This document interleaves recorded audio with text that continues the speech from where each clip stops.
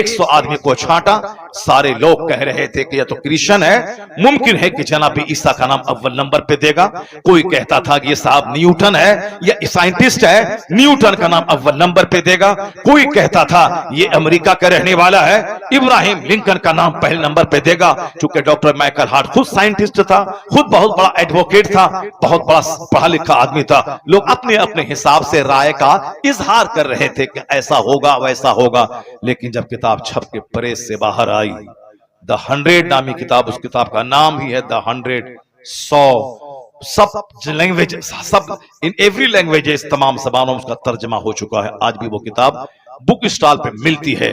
The 100 नामी किताब जब प्रेस से छप के बाहर आई, दुनिया के सारे लोग दंग रह गए कि कामयाब तरीन लोगों की सूची में पहला नाम न न्यूटन का था, न जीसस क्राइस्ट का था, न इब्राहिम लिंकन का था। पहला नाम मोहम्मद। ये काम गैर मुस्लिमों के यहां होता है। एक साहब शादीशुदा खातून ब्लॉक डेवलपमेंट ऑफिसर बन गई और हमारी बेटियां हैं बस बीमारी का टुकड़ा बनी हुई है। गैस्ट्रिक का मर्ज है, पैर में दर्द है, घुटने में दर्द है, आंख में दर्द है। यानी जो काम नहीं करेगी वह बीमार तो पड़ेगी, जो 5 वक्त की नमाज नहीं पढ़ेगी वह बीमार तो पड़ेगी, जिसको सुबह सवेरे खाना था फजर के बाद वो खाएगी, 12 बजे नाश्ता करेगी, बीमार तो पड़ेगी, गैस्ट्रिक का मर्ज तो होगा। अब साहब उसकी आंख की बीनाई कमजोर तो होगी जो वक्त पे खाना नहीं खाएगी। हर आदमी को अपने लिए सोचना होगा कि मैं क्या खाऊं, किस खाने में कितनी ताकत है, कौन सी गजाएं ताकतवर गजाएं हैं, इस्तेमाल करना होगा, टाइम का इस्तेमाल करना होगा। जो टाइम का इस्तेमाल नहीं करेंगे सही बीमार तो पड़ेंगे।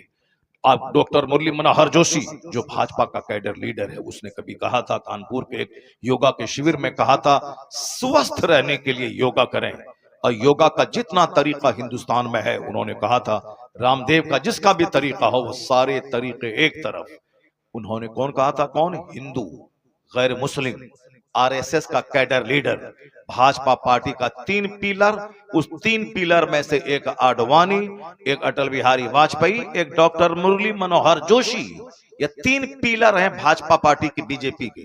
वो मुरली मनोहर जोशी भाजपा का कैडर लीडर, वो बोला था कि योगा करना वक्त की जरूरत है। प्रधानमंत्री से लेकर चपरासी तक सारे लोग योगा करें ताकि हिंदुस्तान तंदुरुस्त लोगों का मुल्क हो जाए, वरना हिंदुस्तान बीमारों का मुल्क कहलाएगा। तंदुरुस्त रहें, योगा करें। और आगे क्या कहा? योगा का तरीका अलग अलग है, रामदेव का अलग, दूसरों का अलग। हाथ उठाओ, हाथ नीचे करो और सांस लो, सांस तेज तेज छोड़ो, पसीना बहाओ, खुली फजा में जाओ, नाक पर ध्यान केंद्रित करो। कहा सारे तरीके अपनी जगह, मगर वह भाजपा का कैडर लीडर क्या बोला? ये मैंने दूसरे ही दिन अखबार में ये रिपोर्ट मैंने पढ़ी, ऐसा नहीं कि व्हाट्सएप यूट्यूब में किसी से सुन लिया तो मैं बोल रहा हूं। एक दिन पहले शिविर लगा था योगा का और उस दिन उनके भाषण को अखबार में उसको कोट किया गया। मैंने दूसरे ही दिन कानपुर रेलवे स्टेशन पे मैंने उस अखबार को पढ़ा, पहले पेज पे वह रिपोर्ट मौजूद थी। रिपोर्ट क्या थी? मनोहर जोशी ने कहा योगा के जितने तरीके हैं वह सब एक तरफ। कहते हैं मेरी निगाह में इस्लाम के पैगंबर ने जो 5 वक्त नमाज का तरीका सिखाया, गौर से सुने जो बात मैं आपसे कह रहा हूं। भाजपा का कैडर लीडर क्या बोला? योगा के जितने तरीके हैं एक तरफ, मगर जब मैं नमाज को देखता हूं तो मुझे कहना पड़ता है कि नमाज से बढ़कर कोई योगा नहीं है। और स्टेटमेंट उसका था, इस्लाम के पैगंबर से बढ़कर कोई तबीब नहीं है, कोई डॉक्टर नहीं है। सबसे महान डॉक्टर पैगंबर आजम कहते हैं नमाज। बंदा खड़ा रहता है, फिर झुकता है, फिर खड़ा होता है, फिर सजदे के लिए जाता है, बैठ जाता है, फिर जाता है, फिर बंदा खड़ा होता है। खड़ा जब होता है तो ध्यान सजदे की जगह पे केंद्रित करता है। जब झुकता है रुकू में तो ध्यान आंखें पांव पर केंद्रित रहती है। जब बैठता है तो गोद में ध्यान केंद्रित रहता है। कहते हैं सजदे में आंख नाक पर ध्यान केंद्रित लोग करते हैं। वो कहते हैं सलाम के टाइम में कांधे पर। ये कंसंट्रेशन, ये ध्यान केंद्रित करना, सारी दुनिया से कट जाना, अपने मालिक की तरफ ध्यान लगाना। वो कहते हैं कि जो नमाज का स्टाइल है, खड़ा होने के बाद सीधे कोई चले जाए सजदे में तो कोई फिजिकल डिस्टरबेंस हो सकता है, जिस्मानी खराबी कोई हो सकती है, लेकिन सीधे खड़े होने के बाद सजदे में नहीं जाना है। स्टैंडिंग के बाद आधा सजदा रुकू में जाना है, फिर खड़ा होना है, तब उसके बाद सजदे में जाना है। वो कहते हैं ये स्टाइल ऑफ प्रेयर, ये नमाज का जो ढंग है इतना साइंटिफिक, इतना लाजवाब है सेहतमंद रहने के एतबार से। वो कहते हैं ना नमाज का जवाब है, ना नमाज देने वाले मोहम्मद अरबी का जवाब है। ये छोटा मोटा पढ़ा लिखा बंदर क्या जाने, ये रामगिरी जैसा आदमी जो महाराष्ट्र का, जो हमारे पैगंबर के खिलाफ बोला, ये जाहिल क्या जाने। ये जाहिल डॉक्टर मुरली मनोहर जोशी के पांव की धूल के बराबर नहीं है। मगर इन्होंने क्या जबरदस्त इन्होंने स्टेटमेंट दिया है। ये डासना का मंदिर का वो पीला कपड़ा पहन के, दो चार माला पहन के, अपनी डकैती और अपनी बुराई पे पर्दा डालने के लिए महंत और पंडित बनने का ढोंग रचाने वाला अति नरसिंहानंद, ये क्या जाने मुस्तफा कौन है। बदतमीज ने जो गुस्ताखी की है, दिल तो चाहता है कि उसकी जबान नोच लूं। हमारे पैगंबर के खिलाफ इतना गलत स्टेटमेंट, गलत टिप्पणी उसने किया है। वो आदमी भी डॉक्टर मनोहर जोशी के पांव की धूल के बराबर नहीं है। डॉक्टर मनोहर जोशी, भले ही उस पार्टी से हम इत्तेफाक नहीं रखते हैं, वो भाजपा का लीडर था, अलग बात है, लेकिन वो इतना पढ़ा लिखा आदमी था। वो doctor, PhD degree holder, Hindustan का एजुकेशन मिनिस्टर साहब, वो इतना बड़ा पढ़ा लिखा आदमी, उसने इसी पीरियड में उन्होंने क्या कहा कि नमाज इतना जबरदस्त योगा है, और जो नमाज दिया है इस्लाम के पैगंबर ने, उससे महान तो कोई हो नहीं सकता है। इसलिए ए मुसलमान, सड़क चलते रास्ता गली कूचे का कोई कुत्ता अगर भौंके, तुम्हारे पैगंबर के खिलाफ बोले, तो तुम्हें सबका जवाब देने की जरूरत नहीं, बस अनसुनी कर दे। एक पागल था जो बक रहा था, कोई बहुत बड़ा पढ़ा लिखा अदीब, डॉक्टर, साइंटिस्ट, अगर वो खिलाफ बोल रहा है तो हमारा साइंटिस्ट, हमारा अदीब, हमारा राइटर, हमारा मुसन्निफ उसका जवाब देने के लिए काफी है। हर चलते फिरते आदमी का जवाब देने के लिए प्रोटेस्ट करना जरूरी नहीं है। ये तो घंटी बजा के दो चार पैसा कमाने वाला, इसकी कोई औकात नहीं मेरे पैगंबर के खिलाफ बोले। बस समझने को कोई गली कूचे का कोई मजनू है जो इस तरह का बयान दे रहा है। अलबत्ता याद रही बात, हम इसकी बात देखें कि हिंदुस्तान नहीं बल्कि यूरोप के, अमेरिका के पढ़े लिखे लोगों की बात में सुनो। तुमने सुना होगा डॉक्टर माइकल हार्ट, जो अमेरिका का सबसे पढ़ा लिखा आदमी, 1978 की बात है ये, आज से 40 साल पहले उस बंदे ने एक किताब लिखी थी, उसका नाम है द 100। वो किताब आज तक छप रही है, हिंदुस्तान के तमाम बुक स्टॉल पे मौजूद है। उस किताब में उन्होंने ठाना था कि मैं दुनिया की सबसे बड़ी महानतम 100 आदमी, 100 एमिनेंट पर्सनालिटीज पर मैं स्टडी करूंगा उनकी जिंदगी का, फिर उनका मैं सिलेक्शन करूंगा जो इस धरती का ये 100 क्रीम लोग जिन्होंने दुनिया को अपने से कुछ दिया, समाज में परिवर्तन लाया, दुनिया के बड़े लोगों की सूची में, कामयाब तरीन लोगों की फहरिस्त में उनका नाम है। वह 100 लोग कौन है, मैं उनको छांटूंगा और 100 में रैंकिंग करूंगा कि अव्वल पे कौन, 2 में कौन, 100 में कौन। मैं उसकी क्वालिटी की बुनियाद पर रैंकिंग करूंगा। मोहब्बत का दखल ना होगा, अकीदत का दखल ना होगा, मजहब का दखल ना होगा। वरना डॉक्टर माइकल हार्ट क्रिश्चियन था, कहा मैं किसी भी तरह मजहब को दखल ना होने दूंगा। वो अपने पैगंबर से जैसे क्राइस्ट अपने हिसाब से मोहब्बत करता है, लेकिन वो कहा मोहब्बत एक्सेजरेशन, गुलू, मुबालगा को जगह नहीं दूंगा। फैक्ट, रियलिटी और सच्चाई की बुनियाद पर मैं रैंकिंग करूंगा। उन्होंने जब 100 आदमी का नाम छांटा, दुनिया की इतिहास को आंख की पुतलियों में समेट लिया, संसार की हिस्ट्री को आंख की पुतलियों में समेट लिया। अपने हम तो मालदा की हिस्ट्री नहीं जान सकते, बंगाल की हिस्ट्री तो बहुत दूर की बात, बंगाल की हिस्ट्री नहीं समझ सकते, हिंदुस्तान की इतिहास तो बहुत बड़ी बात, हिंदुस्तान की हिस्ट्री तो बहुत दूर की बात, बहुत बड़ी बात है। वर्ल्ड हिस्ट्री को हम कैसे समझ सके। लेकिन जो किताब का रसिया है, जो मुताले का शौकीन है, जो आदमी किसी काम को ठान लेता है तो वह करता है। डॉक्टर माइकल हार्ट पढ़ा लिखा आदमी ठान लिया, पूरे वर्ल्ड हिस्ट्री को खंगाल दिया उसने। दुनिया के सबसे बड़े बड़े लोगों की सूची तैयार की, जिस सूची में नाम था गौतम बुद्ध का, महावीर का, गांधी का, चर्चिल का, वो जॉर्ज डॉक्टर वाशिंगटन का, इब्राहिम लिंकन का, माओ सेतुंग का, मसोलिनी का, हिटलर का। वो मुसलमान नहीं था, क्रिश्चियन था। अपने हिसाब से दुनिया के महान लोगों की सूची तैयार की। जिसने सबसे ज्यादा दुनिया पे इन्फ्लुएंस असर डाला हो, जिसके फॉलोवर की तादाद सबसे ज्यादा हो, जिनके रेगुलेशंस और जिनके मैसेज में इतना दम हो कि सदियां गुजर जाने के बाद भी उनके फॉलोवर की तादाद ना घटी हो, जिसने दुनिया का रुख बदल दिया हो, लोगों की सोच बदल दिया हो, सबसे ज्यादा जिसने लोगों के हृदय, लोगों के ब्रेन, लोगों के माइंड, लोगों के हार्ट को प्रभावित किया हो, इतनी वो जबरदस्त पर्सनालिटी कौन है?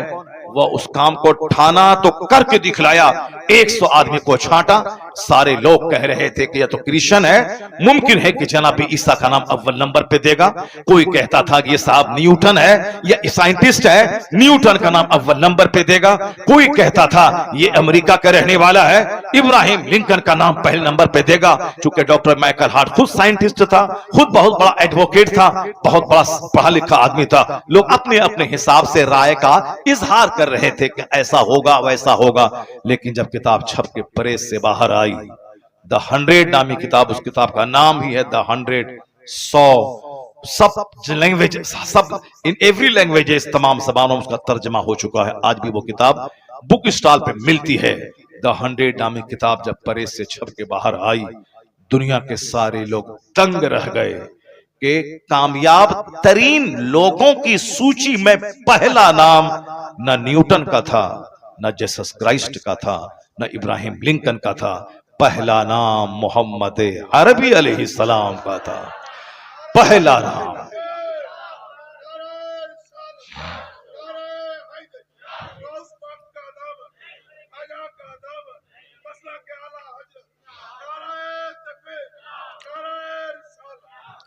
उस किताब को हिंदुस्तान की तमाम बड़े बुक स्टॉल पर किताब मौजूद है। ये नरसिंह आनंद उस किताब को खरीद के पढ़े, नहीं खरीद के पढ़ना चाहता तो वो बोले हम उसको किताब भिजवा देते। डॉक्टर गिरी साहब रामगिरी वो किताब पढ़े, वो इन जैसे करोड़ लाखों लोगों को जो पढ़ा सकता है और जिसको इसकी धूम सारी दुनिया में इसकी सलाहियत की है। उन लोगों ने क्या हमारे पैगंबर के बारे में लिखा? उन्होंने कहा, क्या लिखा उन्होंने? He was the only man in history who was supremely successful on both levels, religious and secular। वो कहते हैं कि ह्यूमन हिस्ट्री का वो इकलौता आदमी था मोहम्मद अरबी अलैहिस्सलाम जो सियासत और मजहब दोनों सतह पर सबसे ज्यादा कामयाब तरीन शख्स हुआ। He was only man, तनहा आदमी, इकलौता आदमी, who was supremely successful, यानी जो सबसे ज्यादा कामयाब हुआ इस रुए जमीन में, मजहबी तौर पर भी, सियासी तौर पर भी। एक ऐसी गवर्नमेंट दुनिया को दी जिस गवर्नमेंट में अमीर गरीब काले गोरे सबको समान अधिकार दिया। सबों की राय से हुकूमत चलेगी, अपनी हुकूमत नहीं चलाई जाएगी बल्कि बंदों पर, बंदों के खालिक की हुकूमत चले, के कानून की हुकूमत चलेगी, जिसको आमतौर पर अपनी जबान में लोग अपने हिसाब से डेमोक्रेसी कहते हैं। वह कहते हैं जमहूरियत, प्रजातंत्र, जहां काले गोरे का फर्क मिट जाए, सारे अमीर गरीब सब बराबर हों, सबको समान अधिकार मिले। वो कहते हैं ये कानून अगर किसी ने नाफिज किया है दुनिया में तो उसका नाम मोहम्मद अरबी अलैहिस्सलाम है। वह इकलौता आदमी है जो साइंटिफिक, जो साइंस, जो मजहबी तौर पर और सियासी तौर पर कामयाब हुए हैं। ये उसने कहा। और मालूम है हिंदुस्तान के एक हिंदू लीडर डॉक्टर सरोजनी नायडू वो क्या कहती है? वो कहती हैं I have been struck over again and again to see this in the visible unity of Islam.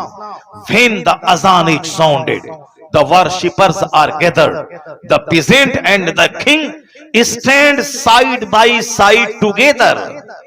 The best embodiment of democracy can be seen 5 times a day in the mosque.